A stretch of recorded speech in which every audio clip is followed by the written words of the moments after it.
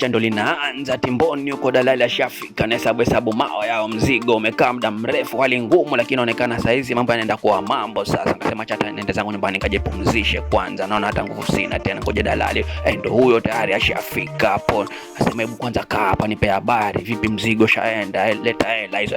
Jino lanitoka, nasikia raha, shaona pesa hizo. Siku njema huonekana pesa ikiingia hapa. Nasema hata usingizi hamna tena hapa, kwanza jua limefika wapi, bado mapema hapa, ndaonekana mbali. Sawa, kama utabaki ama unaenda sawa, poa. Basi mimi hapo usingizi kama kunipata napata bamburi, mambo mtu hapo huko, siwezi lala saa hii mpaka kesho kuu. Kaingiza tayari mjini hapo klabu, katuliza hapo kona, kachikichiki rada hapo, natuliza na vibe, tuna muziki pole pole na wacheki rada hapo. Punde si punde na cheki tayari bebe mbili zishaingia hapa. Mzima nasema nao amnaambia kitu, nza nunua klabu yote nyinyi hapa, na nyinyi mtulie ama mwende zenu, mimi nilete wengine wakale vitumbo nyinyi hapo. Sasa hakuna mtu kusema kitu, klabu mzima shafika hapo, mimi tu hapo. Hapa ni kupapasa tu, yani mabebe wanafanya yao hapo, na wanafanya yao na mimi naambia ni hizo tu hapa. Nishafika, hakuna kitu hapo. Dakika 0 shaniki hatari mchele na mwagia tu mapesa tu hapo, na mwagia mapesa tu kama mchonyi.